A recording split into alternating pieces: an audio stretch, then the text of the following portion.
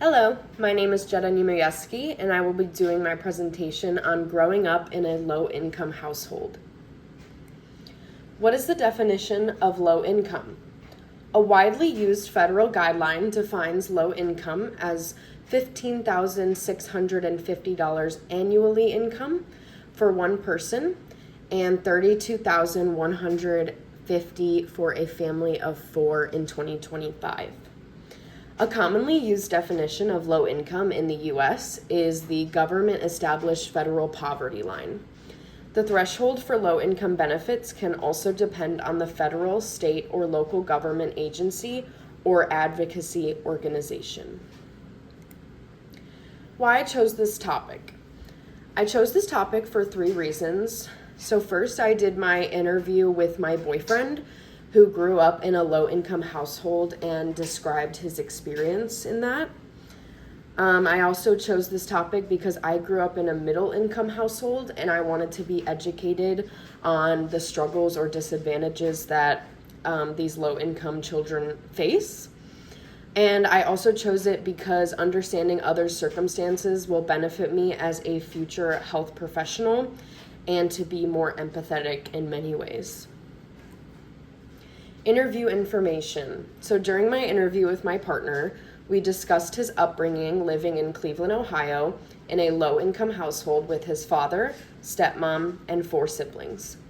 He expressed to me that he identifies with living in a very poor neighborhood and struggling financially as a family.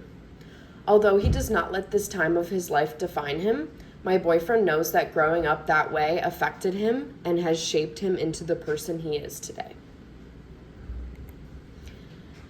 Here's more information about the interview. Although he was a rowdy and carefree high school student during this time, my partner did notice a financial struggle with his family's food supply specifically. He experienced a shortage of food in the household at the end of each month because of their food stamps running out.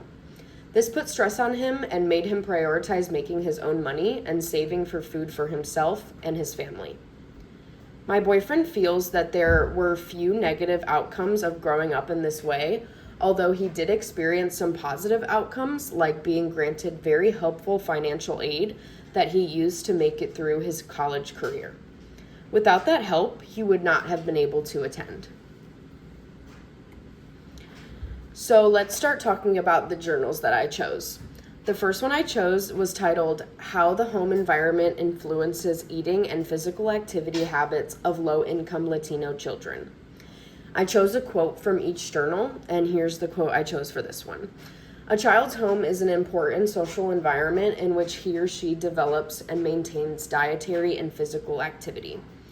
So this article discusses how a home environment and parental engagement all contribute to a child's outlook on food and exercise.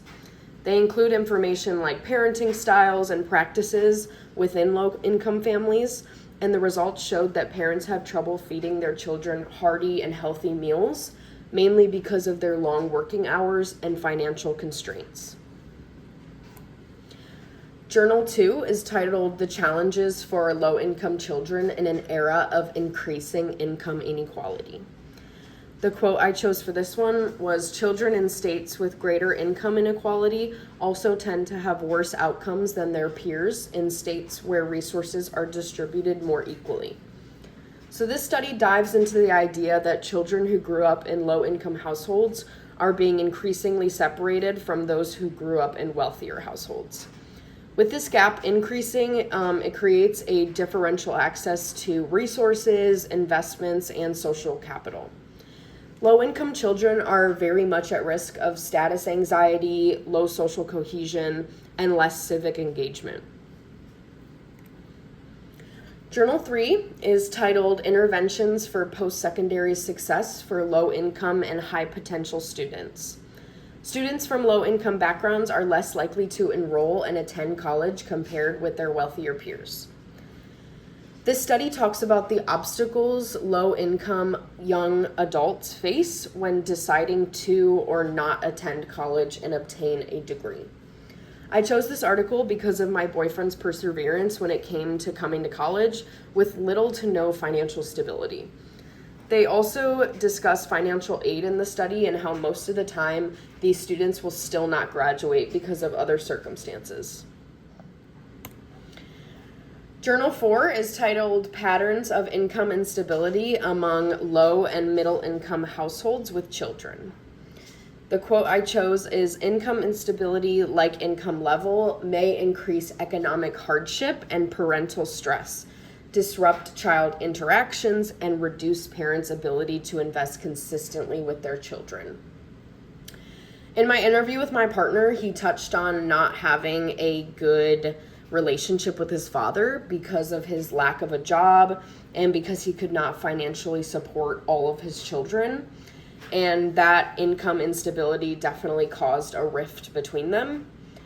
They specify that family financial struggles can directly lead to distinct negative effects on the children. And my final journal was titled Strategies for Reducing Inequalities and Improving Developmental Outcomes for Young Children in Low-Income and Middle-Income Countries. The quote I chose is, "Effective investments in early child development have the potential to reduce inequalities perpetuated by poverty." Now, this study dives more into the programs that can be implemented for these low-income children that could prevent future negative outcomes from being financially constrained when they were young. And I included it to further show how these children are at such a disadvantage because of where they were born and the circumstances that came after. So relating it back to our book teachings, in our Understanding Race and Ethnic Relations 5th edition textbook, they have an entire section on social class. Social class becomes important in intergroup relations because it provides a basis for expectations and also serves as a point of reference in others' responses and in one's self-perception. And that was my favorite quote from that area. And in my interview with my boyfriend, he mentioned that he never felt like he was treated unfairly for being where he was from or because of his financial standing. But again, that is not the usual outcome for most low-income children. My conclusion, so low-income households can cause a plethora of future mental and physical issues for the children living there. I know as a future health professional, one of the most important disciplines to take away is to never judge anyone on their past or present circumstances. Everyone has different struggles, and although recognizing those differences will be important to understanding a client or a family's goals, those struggles do not define a human being. My partner asked me to remember that to better understand people of similar circumstances to him, others need to be aware that everyone comes from different backgrounds and that you never know what people are going through if you don't ask. I will definitely be taking this advice into my future career. And then here are my 5 references. Thank you so much.